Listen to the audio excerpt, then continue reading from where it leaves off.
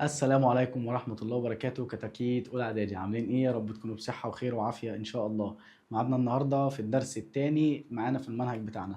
الدرس التاني إن شاء الله هقسمه لك على جزئين لأنه درس مهم، درس تقيل شوية، في شوية حل. فهناخد النهاردة يعتبر النظري بتاعه اللي حصل في الجدول الدوري، وهنمشيه واحدة واحدة مع بعض. وبعد كده إن شاء الله الجزء التاني هنزل لك آخر جزء، تمام؟ وهنزل لك معاه شوية حل أسئلة حلوين. اتفقنا؟ اتفقنا. بإذن الله النهاردة هنبدأ. عايزك تركز معايا عشان الحصة دي مهمة مهمة مهمة، مش عايز اقول لك غاية الأهمية. ليه؟ علشان هتبني معاك طول الترم ده، وهتبني معاك ان شاء الله الترم التاني وسنة تانية وتالتة برضه. خلاص؟ فعايزك تركز معايا كويس قوي، واتمنى ان حضرتك تكون ذاكرت الحصة الأولانية بتركيز برضه، عشان هتفيدنا في التوزيع بإذن الله. مش عايز اطول عليك في المقدمه، يلا بينا الفيديو ده. بس عايز اقول لك على حاجه، لو انت مش مركز دلوقتي اتمنى من حضرتك انت تقفل الفيديو دلوقتي وتتفرج عليه في وقت تكون انت رايق، علشان تقدر تستوعب معايا المعلومتين اللي هنقولهم النهارده. خلاص؟ يلا بينا كده، ورقتك وكوبايه الشاي بتاعتنا بتاعت كل مره، ويلا بينا نبدا. سمي الله معايا. الدرس الثاني بيكلمني عن الجدول الدوري لتصنيف العناصر. الجدول الدوري لتصنيف العناصر. قال لي العلماء وهم قاعدين القعده بتاعتهم بتاعت كل مره اللي اتفقنا عليها، فكل شويه عالم يجي يقول لهم بصوا العنصر ده، وبعد كده عالم تاني يبص العنصر ده، وعالم تالت بص العنصر اللي بعديه. طب لقيت العنصر ده، طب انا لقيت كمان العنصر ده. عالم رابع يطلع انا لقيت عنصر كمان، عالم خامس يطلع انا لقيت عنصرين كمان، وهكذا. فضلوا يلاقوا عناصر كتير لغايه ما وصل ان عدد عناصر الجدول الدوري وصل معانا 118 عنصر. 118 عنصر. انت متخيل كميه العناصر اللي موجوده في الطبيعه قد ايه؟ 118 عنصر، كتير جدا.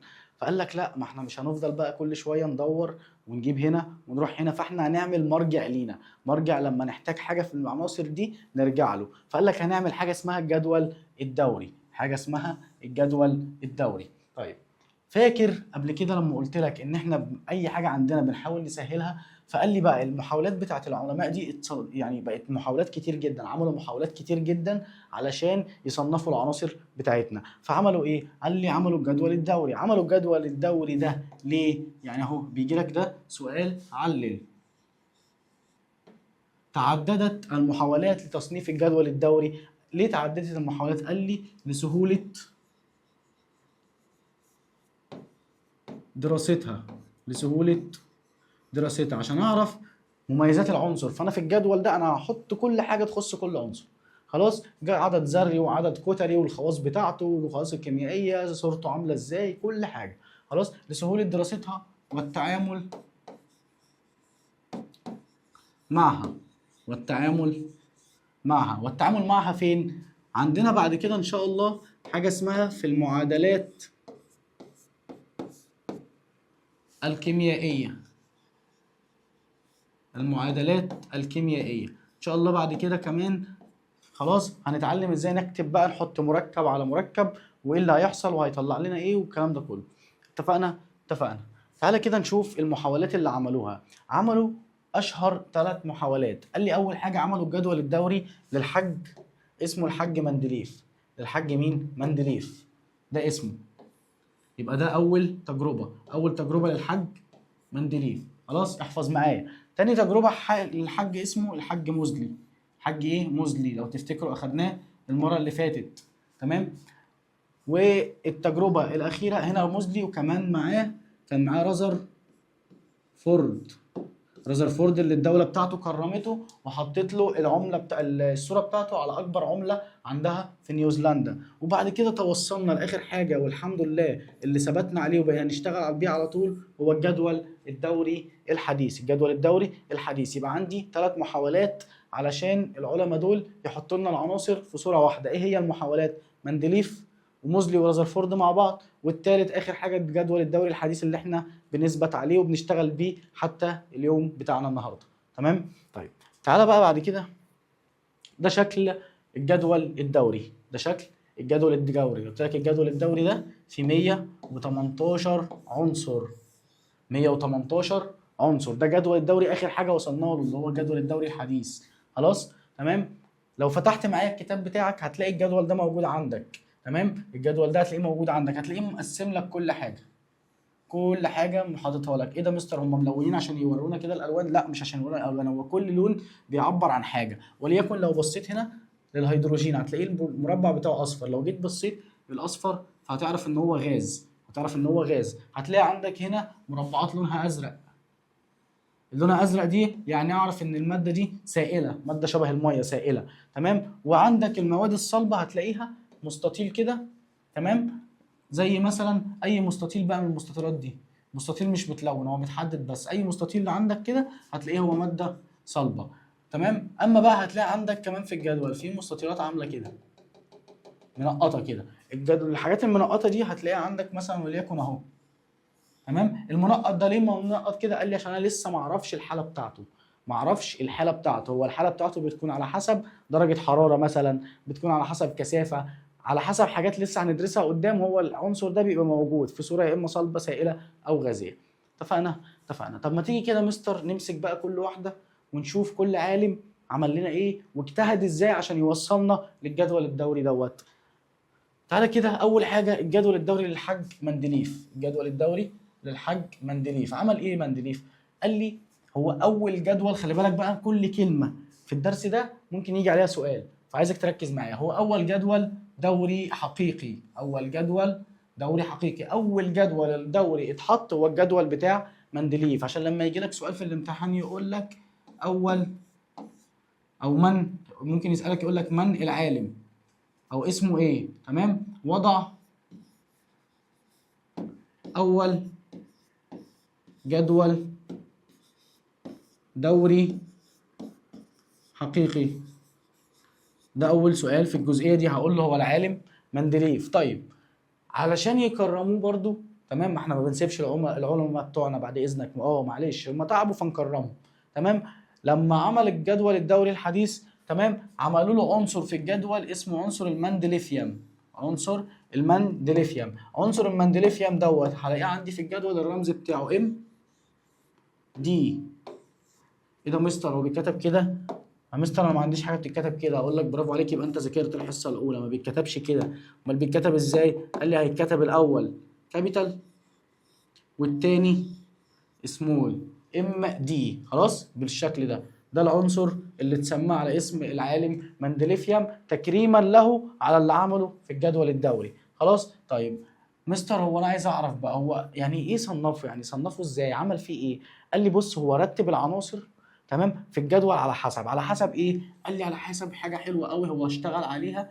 قال لي على حسب كتلتها، على حسب كتلتها الذريه، على حسب الكتله بتاعتها. يعني جاب العدد الكتلي وبدأ يقارن فيه. لقى مثلا ان ايه 23 مثلا الصوديوم، اللي بعديه 24 المغنيسيوم مثلا، وهكذا. تمام. بدأ ان هو يصنفه على حسب الكتلة الذرية اهو. ال ايه 23، الام جي 24، هتلاقي اللي بعديه بيزيد حاجات بسيطة، اللي بعديه بيزيد وهكذا. خلاص. رتبها على حسب الكتلة الذرية. طب وبعد كده اكتشف ايه؟ اكتشف بقى انه طول ما هو ماشي وهو بيرتب العناصر بالشكل ده، لقى ان العنصر ده بيتشابه مع العنصر ده. هو مبدئيا رتب العناصر افقيا، رتبها افقيا. من اليمين يا مستر؟ من اليسار لليمين. تمام. من اليسار لليمين. فين يمينك وفين شمالك؟ يمينك هي اللي بتاكل بيها اهي. بالنسبه لك انت هتبقى عندك العكس، هتبقى ايدك اللي في الناحيه دي، يبقى اليمين اهي والشمال اهي. لو انا وقفت كده هبقى عامل زيك. خلاص. فهي هحولها من اليمين، من الشمال الى اليمين، من اليسار الى اليمين. خلاص. طيب يبقى بدأ يرتب هنا من الناحيه دي وبدأ كل شويه ينزل. خلاص. رتبها على حسب ايه برضو؟ على حسب الخواص العناصر. اكتشف ان الخواص بتاعت العناصر بتتكرر كلما مشينا حبه حلوين قدام. يعني جيت انتقلت من عنصر لعنصر اهو، على ان خواص ده بتتكرر عند ده وخواص ده بتتكرر عند ده وهكذا. خلاص. اتفقنا؟ طيب تعال نشوف الحاج موزلي عمل ايه. قال لي الجدول الدوري لموزلي، تمام، اشترك فيه اتنين، اشترك فيه رذرفورد واشترك فيه موزلي. جميل جميل. طيب اشترك فيه رذرفورد، عمل ايه؟ ما احنا عارفين ان اول واحد اكتشف النواه واكتشف ان هي بتحتوي على بروتونات موجبه هو الحاج رذرفورد، اهو اللي قدامك ده الحاج مين؟ رذرفورد. خلاص، جه بقى موزلي اخذ الحاجات اللي هو عملها رذرفورد وبدا يعدل عليها وبدا يصنف على اساسها. اكتشف ان دوريه خواص العناصر تترتب باعدادها الذريه، تترتب باعدادها الذريه وليس بالكتله. بمعنى ان انا كنت ماشي كده مع الحاج مندليف، خلاص موزلي هيمشي معانا نفس الطريق، خلاص، بس هنا تمام كنت قلت لك ان الان ايه 23، الام جي 24، دي كانت على حسب توزيعة مين؟ على حسب توزيعة مندليف. موزلي قال لي لا بص بقى مستر احمد معلش انا اسف مع احترامي ليك والموزلي الكلام ده غلط. ليه يا عم الحاج غلط؟ قال لي غلط لان هو هيترتب على حسب العدد الذري، على حسب ايه؟ العدد الذري. خلاص؟ طيب يعني ايه العدد الذري؟ العدد الذري خدناه المره اللي فاتت اللي هو عدد البروتونات الموجبه، عشان كده هو مشى على اساس الحاج رذرفورد اللي قال له عليه، تمام؟ فلو جيت بصيت هلاقي مثلا ان الان ايه 11، ام جي بعديه 12. جميل؟ جميل. بعد كده لقى ان كمان الالومنيوم 13 وهكذا. طول ما هو ماشي في الجدول ده بيزيد بص من مقدار ايه؟ لو لاحظت انت لو انت ولد لماح كده حلو وجميل معايا، ده 11 اللي بعديه 12 اللي بعديه 13، فكل واحد بيزيد بمقدار واحد، كل واحد بيزيد بمقدار واحد. تعالى بقى نشوف اهو ايه اللي حصل هنا. قال لي رتب العناصر. الحاج بقى موزلي عمل شويه تعديلات على جدول مندليف. ايه شويه التعديلات اللي هتعملها يا حاج موزلي؟ قال لي رتب العناصر ترتيب تصاعدي، يعني من الصغير للكبير، من الصغير للكبير، على حسب ايه؟ على حسب اعدادها، على حسب اعدادها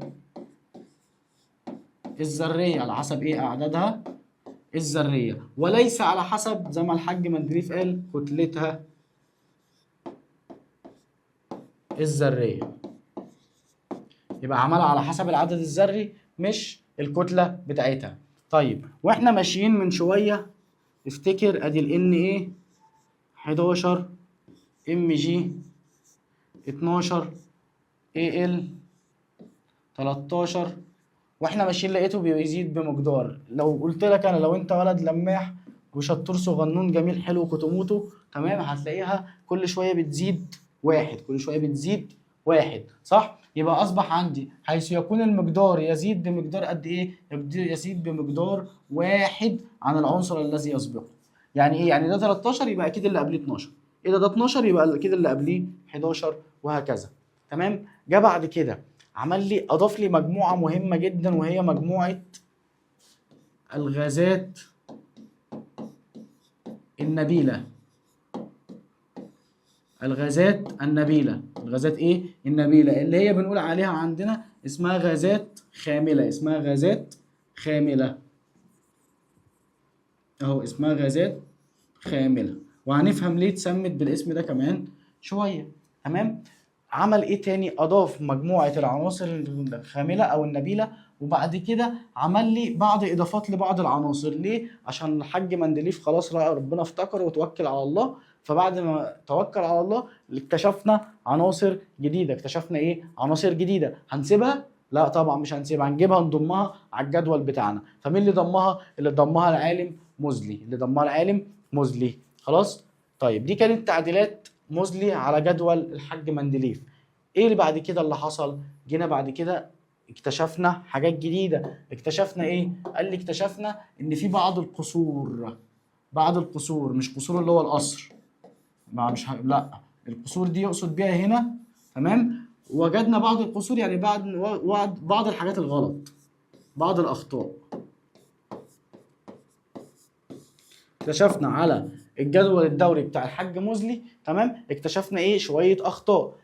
طيب هنسيب الاخطاء دي يا عم؟ قال لي لا، ده الكلام ده شجعهم على التطوير، ان هم يطوروا الجدول الدوري بتاعنا. تمام؟ خليهم يتشجعوا ان هم يطوروا الجدول الدوري بتاعنا. طيب عمل ايه؟ قال لك هو موزلي حط لنا حاجه، تمام؟ قال لك ان انا بوزع على حسب العدد الذري من الشمال برضو لليمين. طيب قال لك احنا متفقين معاه في النقطة دي، تمام، الراجل مش غلطان هنا. يبقى برضو احنا هنوزع او هنرتب على حسب الاعداد الذرية، هنرتب على حسب الاعداد الذرية. طيب وايه تاني؟ قال لي كمان هرتب على طريقة ملء مستويات الطاقة الفرعية. طريقة ملء مستويات الطاقة الفرعية. يعني أنا عندي، كان فاكر المرة اللي فاتت لما قلت لك عندنا مستويات طاقة بتمشي فيها الإلكترونات K L M N، صح؟ عندي بقى جوه المستويات دي، لو جيت بصيت جوه المستويات دي كده وكبرت هتلاقي في مستويات تانية صغننة، تمام؟ وهكذا كل مستوى جواه مستويات تانية أصغر منه، وهكذا وهكذا. خلاص؟ فانا هرتب برضو على حسب المستويات الفرعيه الصغننه دي. يبقى انا كده في الجدول الدوري الحديث رتبت على اساس ايه؟ رتبت على اساس حاجتين. ايه هما الحاجتين؟ قال لي الحاجتين هما العدد الذري وطريقه ملء مستويات الطاقه الفرعيه. يبقى العدد الذري وطريقه ملء مستويات الطاقه الفرعيه. يبقى ركز، تعالى كده تعالى كده تعالى. يبقى كده احنا رتبنا العناصر في الثلاث حاجات عند موزلي وعند مندليف والجدول الدوري الحديث. تعالى كده شوف السؤال اللي انا كاتبه لك تحت او اللي لسه هنكتبه مع بعض، اكتبه عندك في ورقتك في كتابك في اي حاجه، تمام؟ بيقول لي هنا سؤال علل، تمام؟ لجأ يعني اضطر، لجأ يعني اضطر. لجأ العلماء لتطوير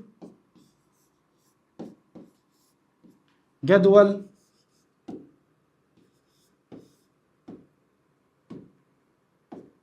موزلي، جدول موزلي. اضطروا ان هم يجددوا على الجدول بتاع موزلي، اضطروا ان هم يجددوا عليه. ليه بقى؟ قال لي لاكتشاف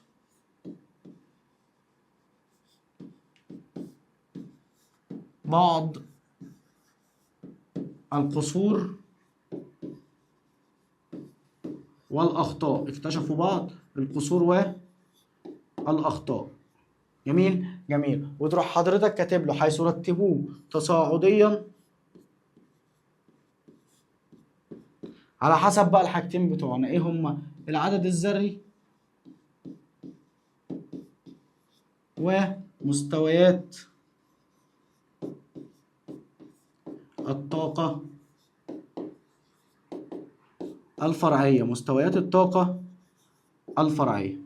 خلاص اتفقنا؟ سؤال مهم وبيجي لنا في اغلب الوقت علل. طيب تعالى بقى الحاره بتاعتنا، حاره البصمجيه دي بتاعتي انا وبس، تمام؟ انا اللي عاملها لك علشان حبيبي اللي داخل ملوش خلق ان هو يتفرج. تعالى كده نراجع مراجعه سريعه على اللي احنا اخدناه. احنا الجدول الدوري عملنا له كام محاوله؟ الجدول الدوري عملنا له كام محاوله؟ قلت لي 3، تمام؟ 3. اول واحده باسم مين؟ باسم مندليف. تاني واحدة باسم موزلي. تالت واحدة باسم الجدول الدوري الحديث. جميل جميل. تعالى كلمني عن كل واحد فيهم. طيب مندليف أول حاجة عمل إيه مندليف؟ قال لي هو رتب العناصر تصاعدية من اليسار إلى اليمين، من اليسار إلى اليمين، تمام؟ وعمل إيه تاني؟ قال لي رتبها على حسب كتلتها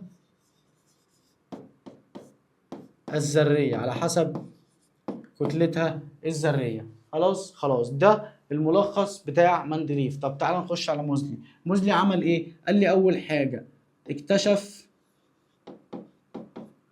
ترتيب العناصر تصاعدي برضو، بس قلنا على حسب ايه؟ قلنا على حسب العدد الذري وليس الكتلة، وليس ايه؟ الكتلة. جميل جميل. عمل ايه تاني؟ عطاني مجموعة الغازات الخاملة. الغازات ايه؟ الخاملة او الغازات النبيلة. واضاف بعض العناصر، تمام، بعد موت مندليف، او اضاف عناصر اكتشفناها بعد مندليف. تمام. طيب بعد كده الجدول الدوري الحديث عملوا فيه ايه؟ قال لي عملوا فيه حاجتين. هم وزعوا لقوا فيه شويه اخطاء في موزلي، فعملوا ايه؟ قال لي وزعناه برضو زي موزلي قال، العدد على حسب العدد الذري، على حسب العدد الذري. جميل جميل. طب وبعد كده قال لي هندخل معاها كمان في التوزيع او في الترتيب مستويات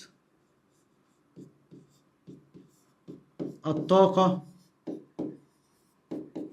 الفرعيه.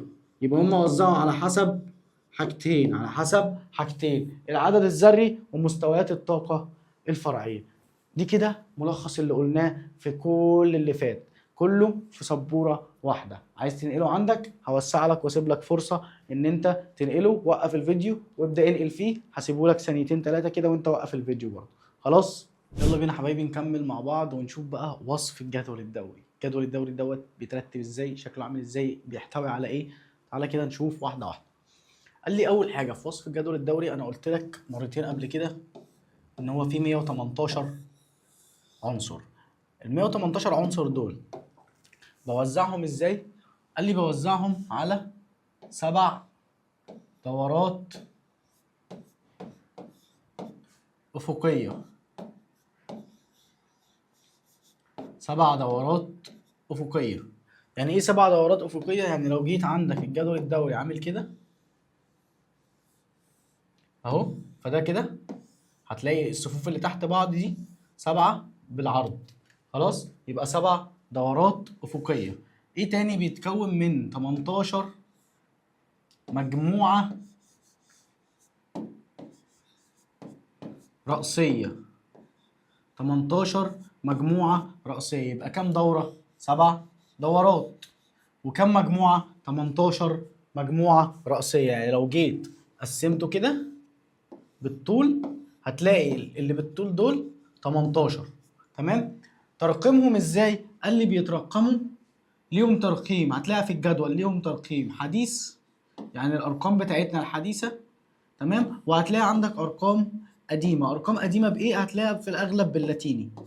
تمام، باللغه اللاتينيه. خلاص، يبقى كده الجدول الدوري فيه كام عنصر؟ 118. تمام. فيهم كام دوره؟ 7 دورات. كام مجموعه؟ 18.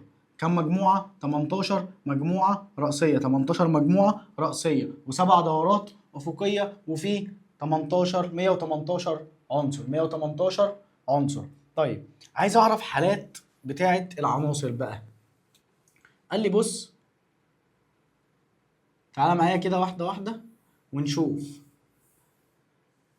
قال لي احنا عندنا المواد بتنقسم الى 3 انواع: مواد صلبة، ومواد سائلة، ومواد غازية. أخدتهم حضرتك السنة اللي فاتت في سنة 6 الترم الأول عندك، أو في سنة 5 الترم الأول. تمام. عندك العناصر بتنقسم أو المواد بتنقسم إلى 3 حاجات: صلبة وسائلة وغازية. جميل جميل. قال لي بص، معظم العناصر اللي موجوده عناصر صلبه. معظم العناصر اللي موجوده عناصر صلبه. طب ما تديني مثال؟ هديك مثال عينيا الاثنين. زي الصوديوم، زي الليثيوم، زي المغنيسيوم. دي كلها عناصر صلبه موجوده في الجدول الدوري. جميل جميل. قال لي بص، عندك بقى في السائل حاجتين، يبقى دي معظم العناصر. اما دول 2. كام؟ 2. ايه الاتنين؟ قال لي بص، عندك واحد فيهم لا فلز، يعني ولا بيوصل ولا كهرباء ولا حرارة، وعندك التاني فلز. يبقى واحد لا فلز وواحد فلز. ايه هو الفلز؟ قال لي الفلز ده هو عنصر الزئبق. عارف الزئبق ده بنستخدمه في ايه؟ بنستخدمه في ان احنا بنصنع منه الترمومتر اللي بنقيس بيه درجة الحرارة، الترمومتر اللي بنقيس بيه درجة الحرارة بتاعتك. خلاص؟ يبقى عندك لما بنحط لك الترمومتر حضرتك في بقك، ايه اللي بيعرفه درجة الحرارة؟ قال لي الزئبق، الزئبق اللي موجود جواه ده هتلاقيه مادة سائلة، ده بيوصل الحرارة، يعني الحرارة بتطلع من جسمك للترمومتر، فالترمومتر يقدر يقرا درجة الحرارة بتاعتك. يبقى عندك عنصر واحد سائل واللي هو الفلز واللي هو الزئبق، وعندك عنصر واحد لا فلز وهو البروم. تمام؟ عنصر البروم. طيب الغاز بقى مستر، قال لي الغاز هم عندي 11 عنصر، 11 عنصر متقسمين 6 مع بعض و5 مع بعض، 6 مع بعض و5 مع بعض. ايه الستة اللي مع بعض؟ قال لي اللي هي العناصر الخاملة، العناصر الخاملة اللي هي ايه؟ قال لي اللي هي اهو، قال لي اللي هي ايه؟ 6 عناصر خاملة اللي هي، قال لي اللي هي الهيليوم، نيون، أرجون، كريبتون، زينون، والرادون.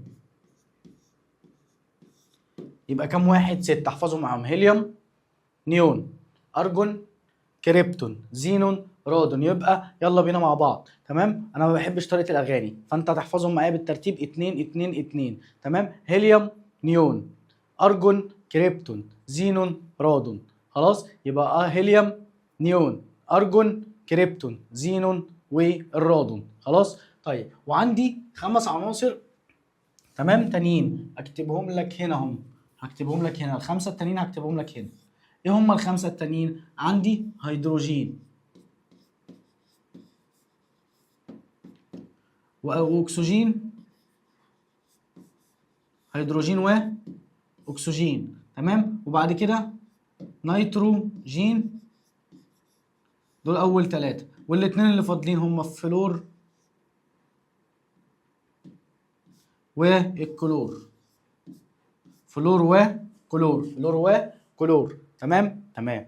حد يقول لي مستر هو الكلور ده اللي احنا بنستخدمه في الغسيل والكلام ده؟ لا يا حبيب قلبي، مش هو ده.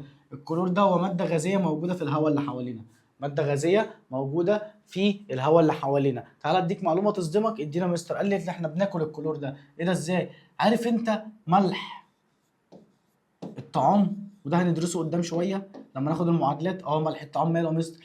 قال لي ده بيتكون من عنصرين، NaCl، NaCl، صوديوم وكلور، بحطهم مع بعض في اجواء معينه بيطلعوا لي ملح الطعام، بيطلعوا ملح الطعام. خلاص؟ اتفقنا؟ اتفقنا. يبقى دي كده وصف الجدول الدوري اللي عندي. عندي برضو حاجه تانية، ايه هي؟ قال لي برضو ان الجدول الدوري ده بيتكون من 4 فئات،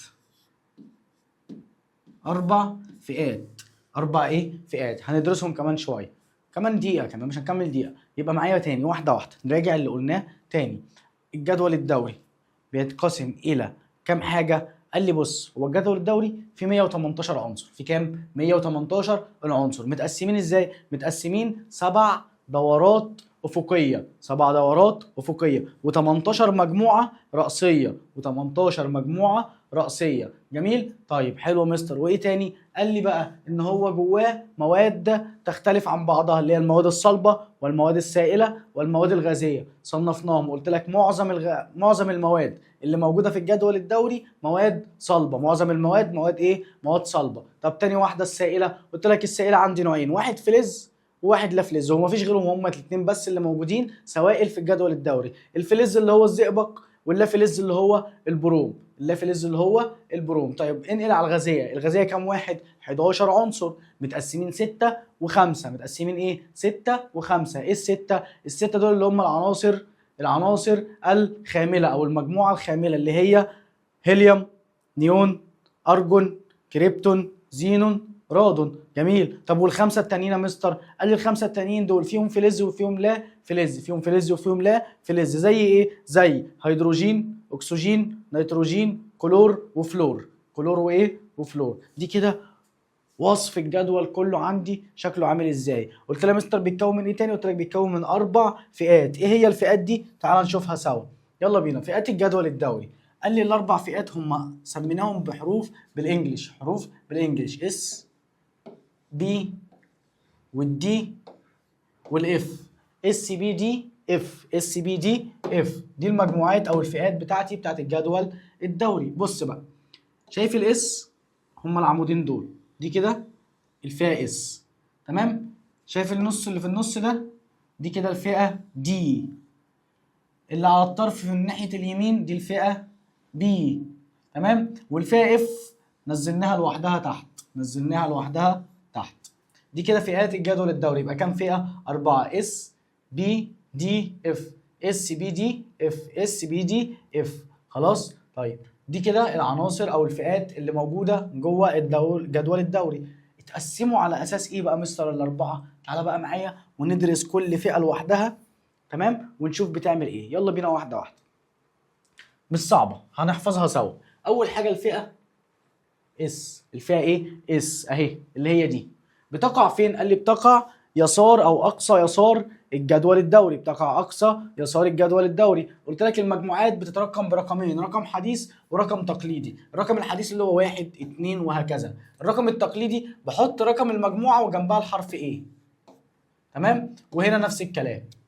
خلاص. يبقى ديت المجموعه الاولى، يبقى دي 1 a، دي المجموعه الثانيه يبقى دي 2 a، وهكذا. وانت ماشي على مدار الجدول الدوري. يبقى اول حاجه الفئه اس بتقع فين؟ تقع اقصى يسار الجدول الدوري. بتتكون من كام مجموعه؟ بتتكون مجموعتين تبدا ارقامها بالحرف A، وهما المجموعه 1A والمجموعه 2A. ايه الفرق بينهم؟ تعالى نعرف ايه الفرق بينهم.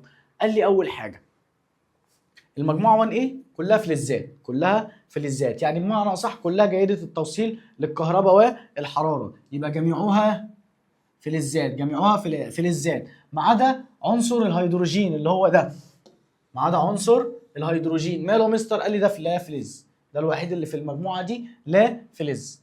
جميل جميل. عشان اميز ما بينها اطلقوا عليها اسم، سموها بمجموعه فلزات الاقلاء، بمجموعه فلزات الاقلاء. تعال خد البونبونيه دي مني. ليه سموها بالاسم ده؟ قال لي علشان لما بتتحط في الميه، تمام، بتكون قلويات، بتكون حاجه اسمها القلويات، تمام. فسميتها مجموعه الاقلاء، سميتها بمجموعه ايه؟ الاقلاء. ايه تاني بيميزها؟ قال لي بيميزها ان العنصر او المسار الخارجي بتاعها اللي هو اخر عنصر او اخر مستوى طاقه بوزع فيه بيحتوي على 1 الكترون. ايه ده 1 الكترون؟ اهو. تعالى كده خد مثال الصوديوم.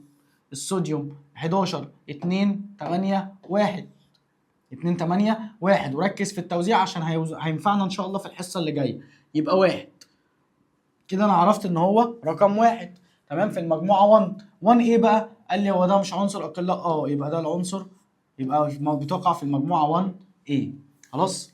جميل. يبقى تاني المجموعه 1 ايه اول حاجه الفئه اس. خلينا نجيب الموضوع من اوله. الفئه اس تقع اقصى يسار، اقصى يسار الجدول الدوري. تتكون من كام مجموعه؟ مجموعتين: المجموعه 1A والمجموعه 2A. مسكنا دلوقتي المجموعه 1A واتكلمنا عنها، قلنا ان المجموعه 1A ديت بتوجد فين؟ بتوجد في الفئه اس. طيب جميعها فلزات ما عدا الهيدروجين، هو الوحيد العنصر اللي لا فلز. بعد كده سميناها بعناصر الاقلاء. ليه سميتها بالاسم ده؟ عشان لما بدوبها في الميه بتديني قلويات، لما ادوبها في الميه بتديني قلويات. دايما العناصر بتاعت المجموعه 1A اما باجي بوزع بلاقي مستوى الطاقه الخارجي، تمام، في 1 الكترون. في كام؟ 1 الكترون، تمام. طيب تعال شوف المجموعه الثانيه.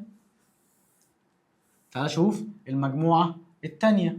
بيقول لي المجموعه الثانيه دي جميعها فلزات ومفيش فيها استثناء.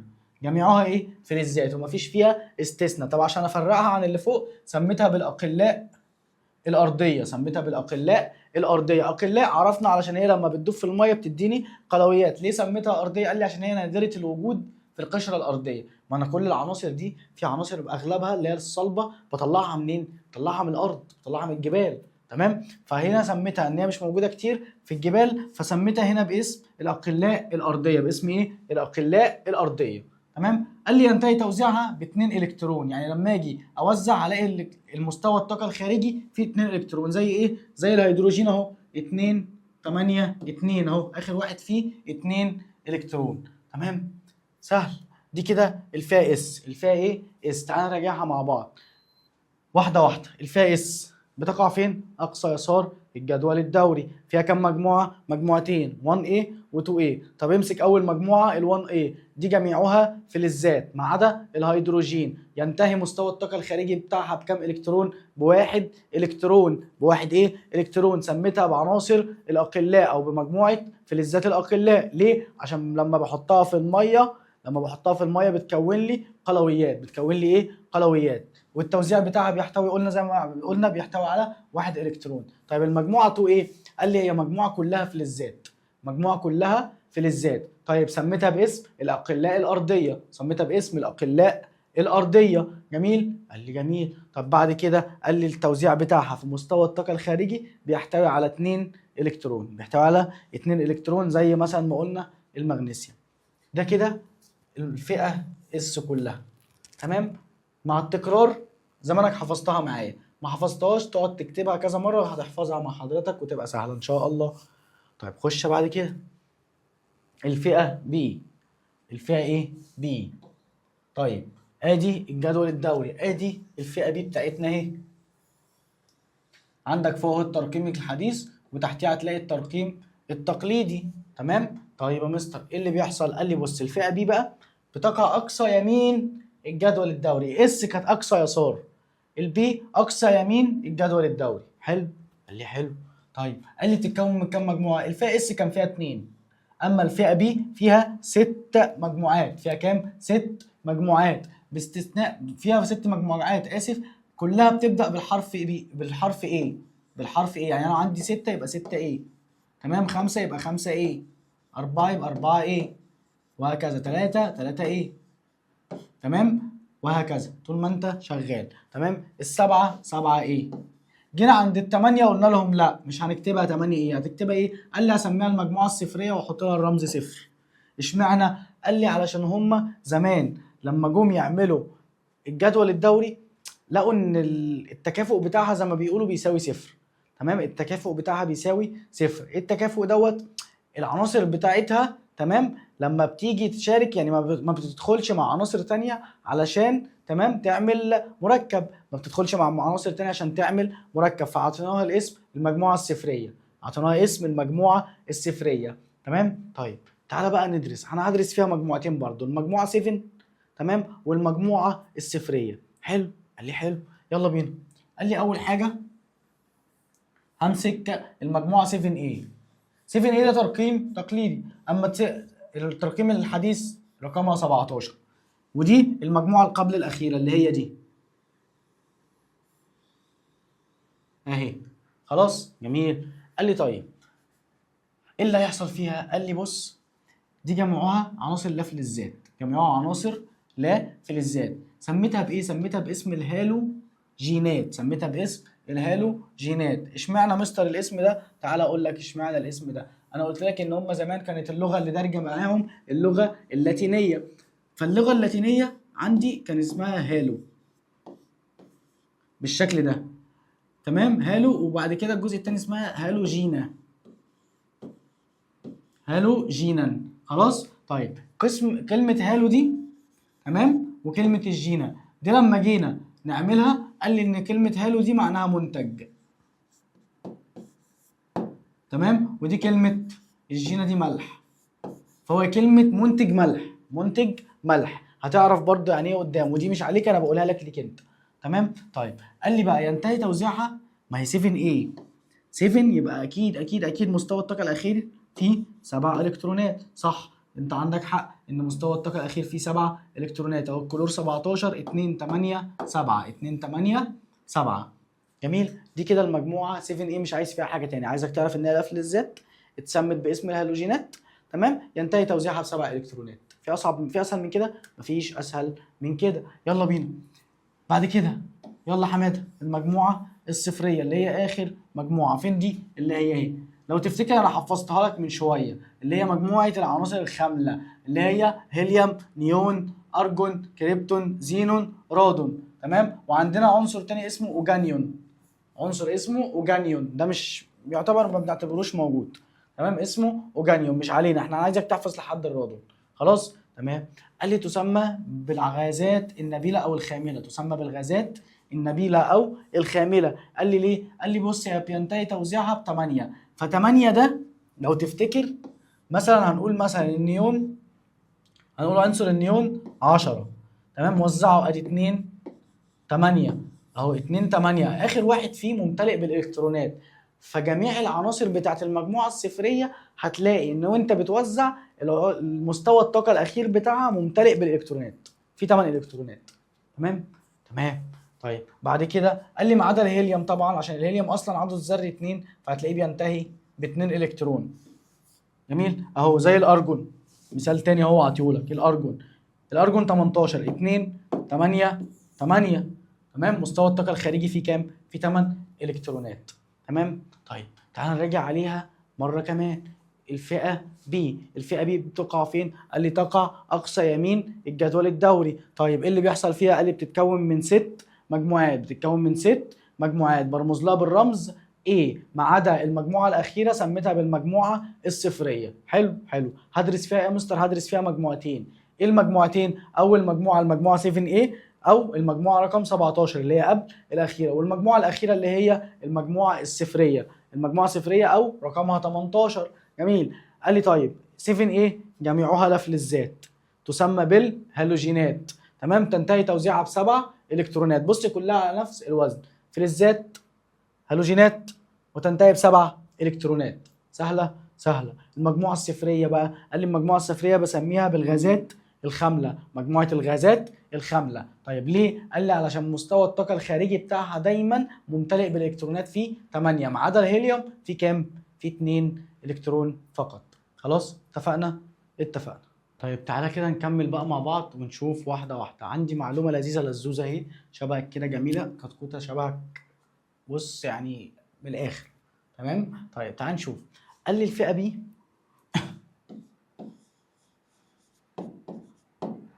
الفئه بي تمام فيها فلزات، فيها اغلب عناصر الفلزات. زي عنصر ايه مثلا؟ زي عنصر الفوسفور، زي عنصر الفوسفور. فيها كمان عناصر لا فلزات، يبقى فيها فلزات وفيها لا فلزات. تمام. طيب قال لي ايه كمان؟ قال لي فيها حاجه شبه اشباه الفلزات. يعني ايه اشباه فلزات؟ قال لي بص، عارف اغنيه انا عايش ومش عايش؟ اه. قال لي دي شبهها، انا فلز ولا فلز.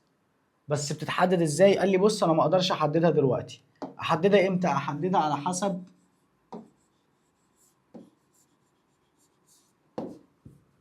ظروف البيئه اللي حواليها، يعني على حسب ظروف البيئه اللي حواليها هي هتتشكل. خلاص. طيب ايه تاني؟ قال لي كمان فيها عناصر او غازات، فيها عناصر او غازات خامله، فيها عناصر او غازات خامله. يبقى فيها الاربع حالات اللي بتوجد فيها اي ماده، فيها فلزات، لا فلزات، عناصر خامله او عناصر خامله، واشباه فلزات. يعني بص شوف يا معلم انت رايح فين وانا جاي معاك. تمام، هي بتقول لك كده، شوف انت رايح فين وانا جايه معاك. اتفقنا؟ اتفقنا. تعال نخش على المجموعه اللي بعد كده او الفئه اللي بعد كده. قال لي الفئه دي، الفئه دي قال لي الفئه دي لما جيت قلتها لك في الاول هتلاقيها بتقع في منتصف الجدول الدوري، هنا منتصف الجدول الدوري، حيث تفصل بين البي والاس، تفصل بين البي والاس. قال لي كمان معلومه ان جميعها فلزات، جميعها فلزات. بص كده لو جيت بصيت ادي واحد الدوره الاولى، الدوره الثانيه، الدوره الثالثه، هوب من اول هنا بدات الفئه اف. قال لي تبدا من الدوره الرابعه، تبدا من الدوره الرابعه، وسميتها بفلزات العناصر الانتقاليه، بفلزات العناصر الانتقاليه. تمام. طيب يبقى كده ده اللي انا عايزك تعرفه عنها. كم معلومه بسيطه، 4 معلومات تقريبا. اول حاجه بتقع فين؟ منتصف الجدول الدوري، تفصل ما بين الاس وما بين البي. تمام، جميعها فلزات، جميعها فلزات. حلو. تبدأ من الدورة رقم 4. تبدأ من الدورة رقم 4. سميتها مجموعة العناصر الانتقالية. مجموعة العناصر الانتقالية. شكرا، مش عايز فيها حاجة أكتر من كده. تمام؟ تمام. اللي بعده آخر فئة عندي اللي هي الفئة F. تمام؟ دي بص هنسميها الفئة المصفوعة. أي المصفوعة من الجدول. تمام؟ حط لها قلب يا عم كمان اهو. تمام؟ دي المصفوعة منين؟ من الجدول. ليه؟ قال لي الجدول هم رموها بره. من بعد ما اكتشفوا الجدول مش لاقيين مكان يحطوا فيه المجموعة اف، فراحوا راميينها بره. هو المفروض مكانها هيبقى هنا في الحتة دي. تمام؟ فطبعا انا لو حطيته في جدول الدوري هيبقى كبير قوي وطويل قوي، فنزلتها تحتيه. خلاص؟ يبقى عناصر الفئة اف بتقع تحت، بتقع تحت. جميل؟ جميل. سميناها الفئة المصفوعة من الجدول الدوري. الفئة المصفوعة من الجدول الدوري. جميل. قال لي بتقع فين؟ أسفل الجدول الدوري. جمعوها فلزات. قال لي بتتكون من سلسلتين، واحدة اسمها اللانسا نيدات، والتانية اسمها الأكتي نيدات. بتتكون من كام؟ من 2، اللانسا نيدات والأكتا نيدات. اتفقنا؟ اتفقنا. ده اللي عايزك تعرفه عن المجموعة أو الفئة اف. يبقى تاني بتقع فين؟ أسفل الجدول الدوري. أول ما تسمع اف خلاص يبقى مصفوعة من الجدول، ريحتها وحشة. اتفقنا؟ اتفقنا. مصفوعة من ايه؟ من الجدول. طلعوها بره الجدول وجمعوها فلزات. بتتكون من سلسلتين. تتكون من سلسلتين، لانسا نيدات واكتي نيدات. سهلة؟ سهلة. كده هبقى خلصت معاك المجموعات. تمام؟ او الفئات. عايز بقى اديك كام مثال كده او اديك كام حاجة عليهم. قال لي بص، الجدول الدوري يعكس التوزيع الالكتروني للذرات، حيث قال لي بص معظم الفلزات العنصر الاخير ليها بواحد او 2 او 3 الكترون. تمام؟ مثلا ال Na 11 لو جيت وزعت هتلاقي اخره 1. ال Mg 12 لو جيت وزعت هتلاقي اخره 2. ال Al 13 لو جيت وزعت هتلاقي اخره 3. تمام؟ يبقى معظم الفلزات توجد في مستوى طاقتها الخارجي 1 او 2 او 3 الكترون. طيب اللافلزات، قال لي اللافلزات بقى 5 و6 و7. 5 و6 و7. طب 4 مستر، 4 ده ليه قصه طويله معانا هندرسها فيما بعد. تمام؟ يبقى عندي التوزيع الالكتروني لمعظم الفلزات 1 و2 و3. طب اللافلزات 5 و6 و7. يعني يا مستر بص انت كده رميت لي معلومه من غير ما انا احس.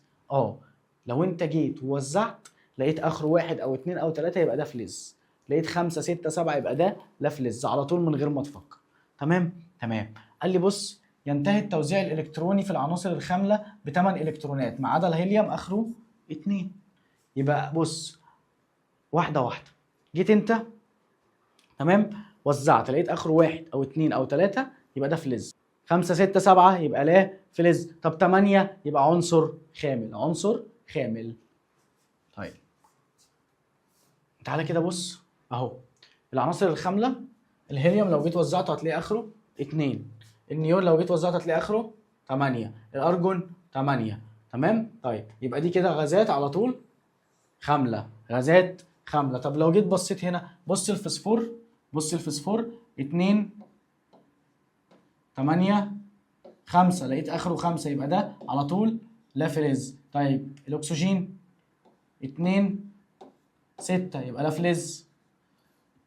الفلور 9 يبقى 2 7 اخره بص 5 6 7 يبقى دي لا فلزات على طول. تمام؟ طب تعالى هنا خد اي عنصر. الليثيوم 2 او اهو 2 1 اخره ايه؟ اخره 1.